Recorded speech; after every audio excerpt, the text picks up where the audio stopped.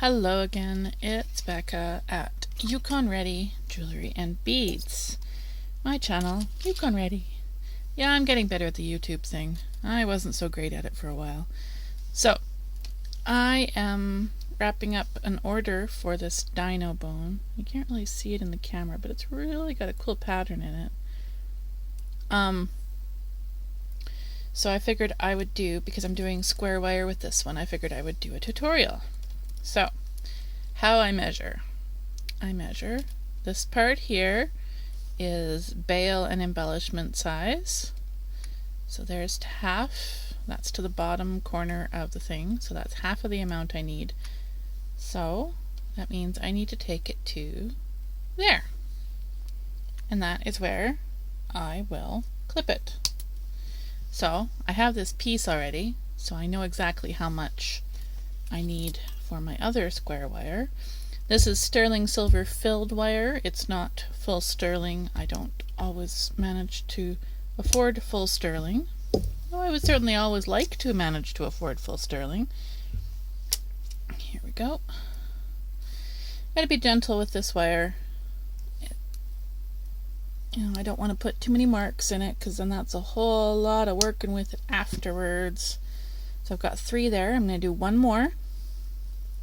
Except I'm going to do this one a little bit shorter because it's not going to need to be part of embellishments or anything.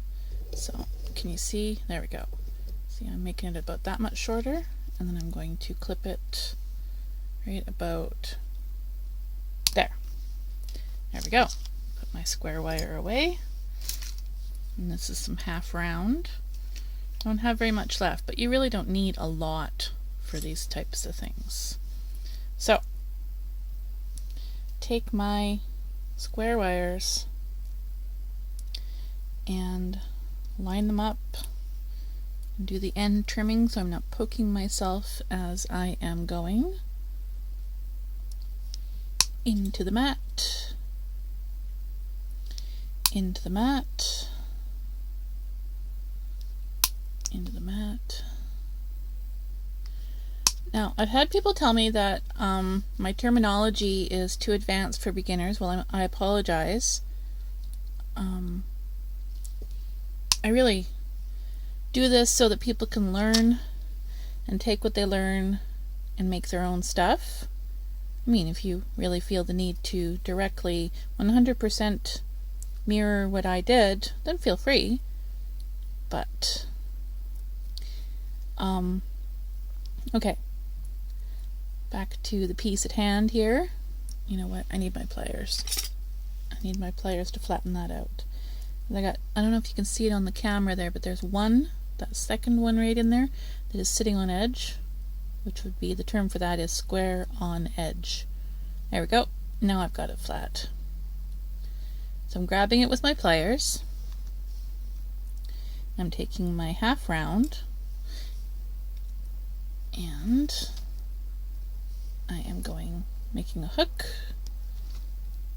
Now I can let go with the pliers because the wires are all lined up, and I am taking it and doing the second time around. Make sure that everything's lined up again with the pliers. Squish, and then continue. This is flat side down. Half round wire only binds your weave well if it's used flat side down. I mean, you can use round wire. Sorry, I had to adjust my light there. You can use round wire for this, but it doesn't stay in place near as easily as flat wire does. Okay, I'm gonna have to trim that little bit there. So now that I've got to this point, I'm gonna give this guy a little tug, make sure he's tightened up, and line up all my wires again, and then I'm going to squish right there. Okay. Pull that up so I can trim it. And you see, I don't know, can you see it? Trimming about halfway into the block of 4 wires. Can you see that? There we go. And that is because that is going to be my inside. I don't know if you can see the shape of the wire here, but they always come on coils, And I tend to work with the shape of the wire, not work against the shape of the wire. So because it came in a coil, I lined them all up so that they're all going this direction. And now this is the inside of my coil, or of my piece. And I'm going to do, well, I've got 3 there. I'm going to do a couple more. So I'm giving it consistent tension as I'm going. Whoops, sorry, bumped my camera. And now we've got 5, and that will look good. Trying to speak a little bit louder too for those of you on mobile devices that can't really turn your volume up too high. I know I have a soft voice, so I'm trying to speak just a little bit louder so it's not so difficult. There we go. All squished and lined up, all nice and pretty. And there's the back end, which actually looks a little bit off on that one piece. And that's no good. So I'm using the side of my pliers and I'm squishing everything together. There, that looks better. Okay, so I can still see a little teeny tiny lump right there. I'm not all that happy with that, but that is going to be, while I'm talking, I'm cleaning up my little bits here. That is going to be the back. I've decided that that is going to be the back, and so therefore it doesn't really matter much. So taking the back pieces and bending them straight up. Now I get to decide which way is going to look better for the orientation of the stone, and I think it's that way. So I'm putting the stone center to the weave, or center to the bind, sorry, because this isn't a weaving thing, this is a binding and bending thing, and it's not going to work that well that way, so I'm going to do it with my pliers and my fingernails. There we go. I hope you saw that. I kind of went off camera again. I'm getting better. Sorry about that. Okay, so we are at, there we go. Can you see that?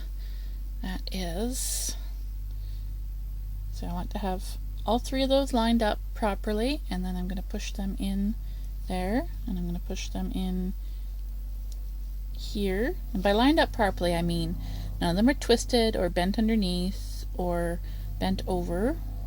And there.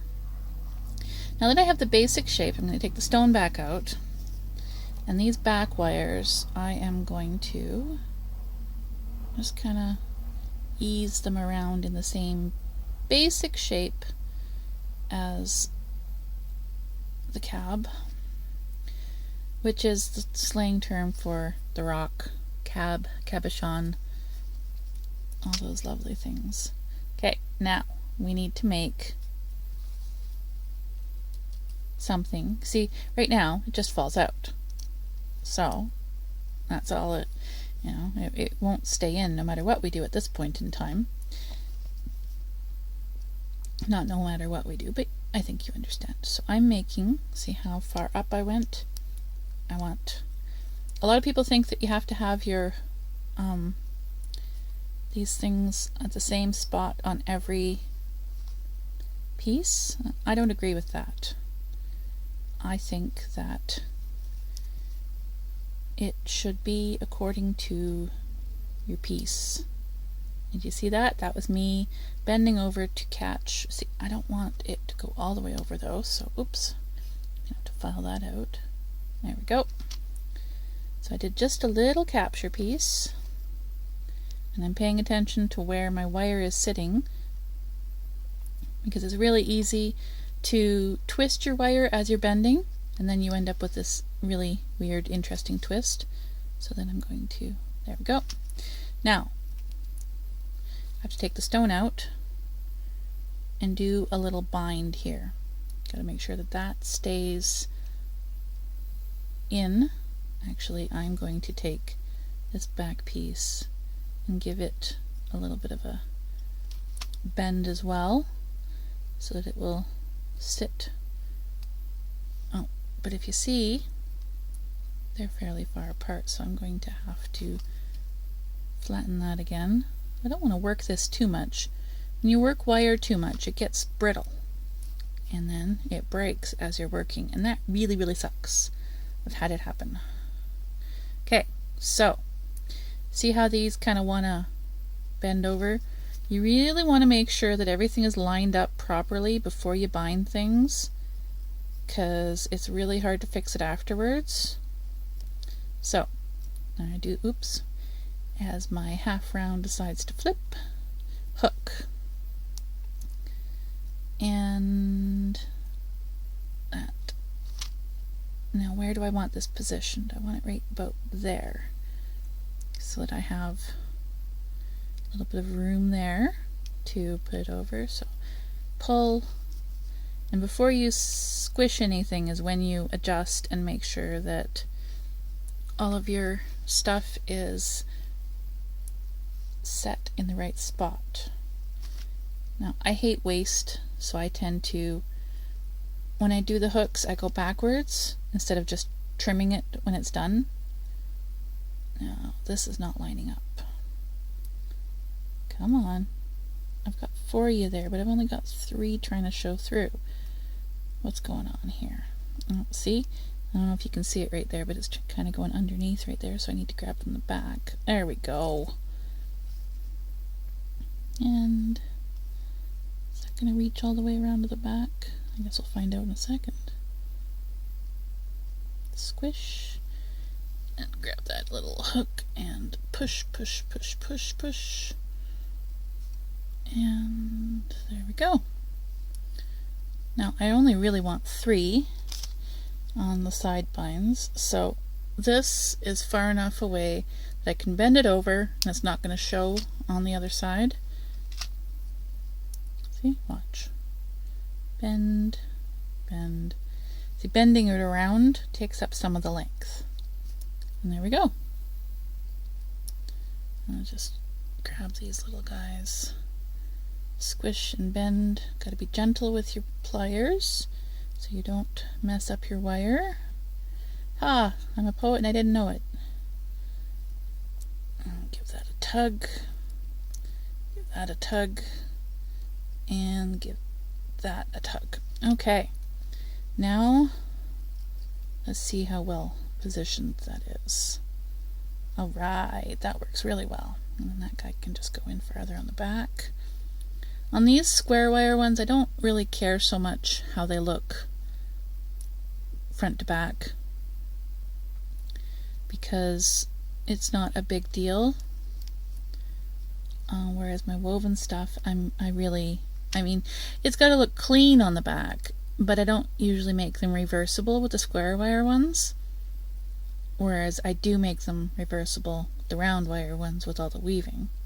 So this, I think what I'm going to do with this one is there's a technique that does a bit of a squared off, I don't know the name of it though, but there we go. See, it's making a squared off piece up onto the stone, and then I'm going to make sure that it's following the right bend, and I'm going to end my squared off piece right about there.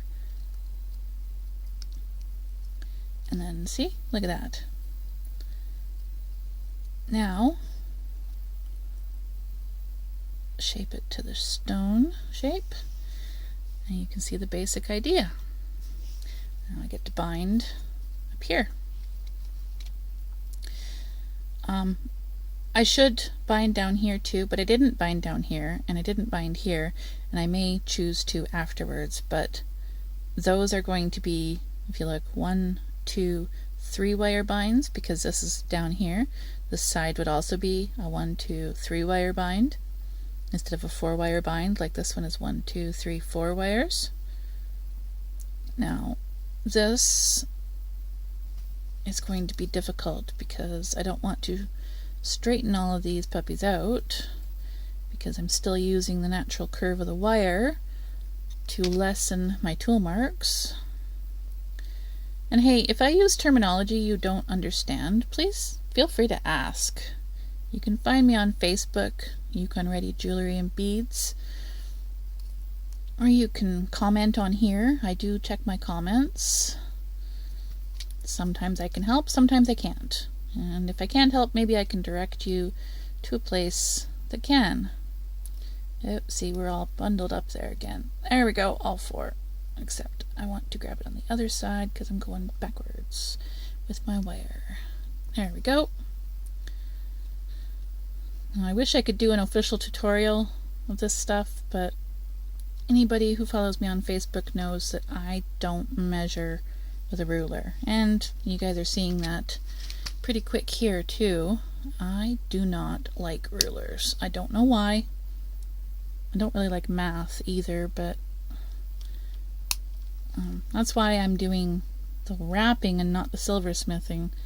The silversmithing, it's virtually impossible to be a silversmith and not measure and not, well, not unless you're really good and have done it for a little while, then I'm sure you could freehand pretty much anything. You already know what they're going to be, but yeah, see, when I was talking about showing through, I don't know if you can see that little bit sticking up right there, but I need to use my trimmers and trim that because I don't like how that looks. I mean, it's not really a big deal that it's there, but I don't like how it looks, and I'm the one making it, so there we go. Alright, put that back in. Yeah, I'm gonna need to bind those to stabilize. Okay, so I'll do the 3-wire binding in a bit, but right now I'm holding my wires. Ooh, that was almost a bad thing. It almost popped out the back because that decided to bend in. Okay, anyways, I'm holding my wires and I'm getting them as straight as I can. And I'm going to give them a pinch to crimp it. See how it's got a crimped look now? So now is when I would do the 3-wire bind before I put the stone in. And the nice thing about these is they're already wrapped up here, so I don't have to grab them with my pliers because they're already lined up properly. Now, one of the things you can do with square wire is you can twist it for a decorative effect. I didn't. I decided not to on this one. Oh boy, this hook doesn't want to stay put. There we go. I decided not to do twisting on this one. This is actually a custom order for a friend, and she wanted it to be fairly simple. So I'm going to do some twisting when I do the end binding. Come on, get in frame there. There we go. Sorry, my wire was catching and I was moving off to the wrong side. Got this bad habit of looking at my piece instead of looking at my piece through the viewfinder. Actually, I guess it wouldn't be a viewfinder, it's my phone. But anyways, you know what I mean. Now, come on, get in there. Come on. Sometimes wire is like a petulant child. They don't want to do what you figure they need to do. You know what? I've marred that enough. It's just going on the back. And I'm going to trim it. There we go. Okay. Come on, camera, focus. 1, 2, 3.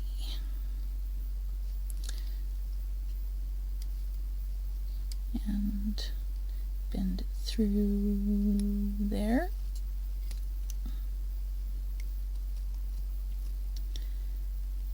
And there we've got our 3. Give this a little bit of a trim. And this one too. Pull it up a little bit.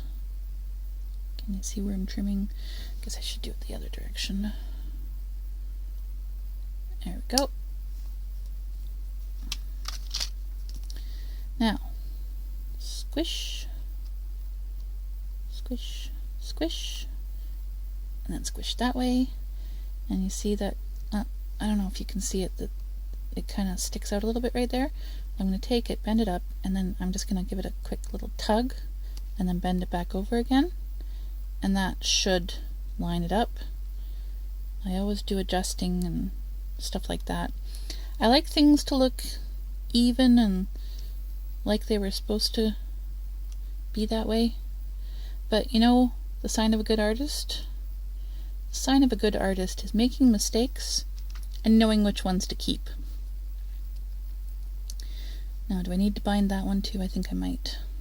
Oh no, when I was doing that I unshaped this. But that's okay. That's why I work with dead soft wire, because if I have to rebend things a few times, it's alright.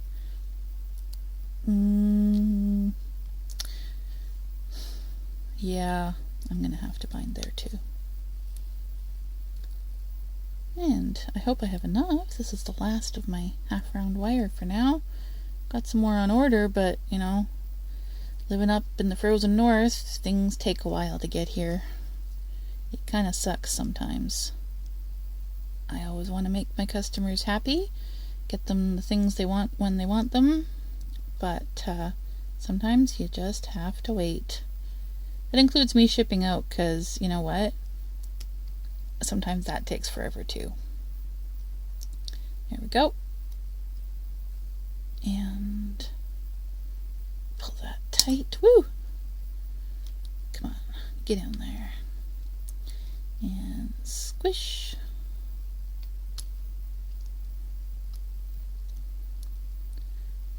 And am I going to make it one more time around? I think I'm barely going to make it one more time around. Now, I'm gently curving it with my pliers so I can stick it in there, because I don't think I'd be able to do it with my fingers. I mean, getting it in there with my fingers. I could bend it with my fingers, that wouldn't be an issue. Oh, barely enough. I'm going to trim both of these, and that's going to be the end of my half-round wire. Which means I don't get to do what I normally do for the bail, but that's okay. I am the queen of improvisation. Sorry, got a little close to the camera there for a second. Oh, why are you being so difficult? Come on, wire. Ha! Why are you being weird, wire? Oh. Oh. That makes sense as to why it's not working properly. I don't know if you saw that, but it was crossed over in the back, which I totally understand why it wasn't working the way it was supposed to then. Okay, so give that a tug, and now a trim. I hope you can see that. Down. And trim and squish, trim and squish, trim and squish. I say it all the time. And squish.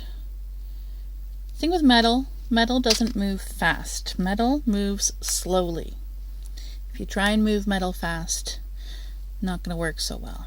Okay, so final sizing, final fitting, making sure that everything is doing what it is supposed to do. And that I need to shape just a tiny bit more to look like the shape of the side of the cab. I need to make that corner just a bit sharper for me to be okay with it. There. I think we're good. Now normally I use half round to bind my bail there, but that's not going to work in this case because I just used up the last of it. So I guess I'm going to do a little bit of weaving. So I'll just go get my 30 gauge wire. And I don't want it to be a big woven section. I don't want it to be bulky. And that's like a few inches. or centimeters if you live in North America. Not North America, Canada or the UK. I knew what I meant. Yeah, sometimes my brain and my mouth aren't very connected, but it's alright. Now, I'm going to do some twisting on this, but not until I have bound my bale. Binding, just like, it's a term just like the terms for, if you're working with rope, anything like that. Now, it's referring to what I'm doing right here. That's binding. What I did with the flat wire, that's binding. That's making sure things sit together. Come on. There we go. Now I want to tuck that end into the empty spot there. Come on, get in there.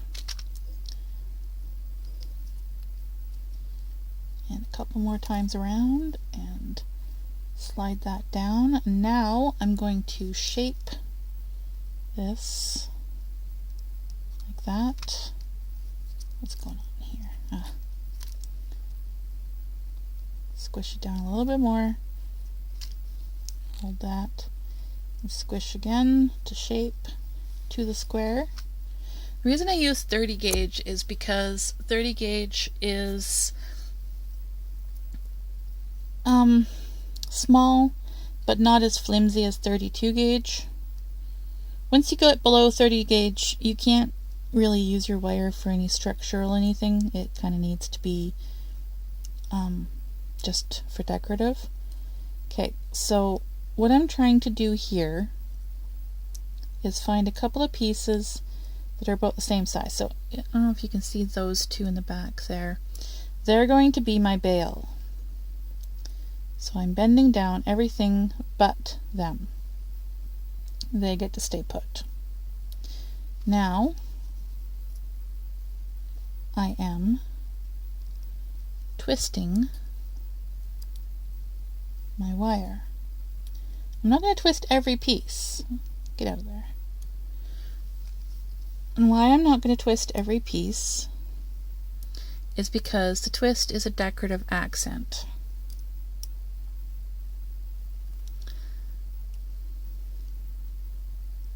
And this is going this direction. And I'm probably going to do the next one this direction because that gives it a bit of a mirrored look. And that's going to be this one here. That's going to stay flat. So this one went this way, so this one's going to go this way. Come on, get on there. Do-do-do. Some of the things we do with wire are so time consuming. There are actually tools you can do. Now, I don't recommend grabbing down there and twisting like I just did, but there was a kink or something that was preventing it from twisting even down there. So I did it because, yeah.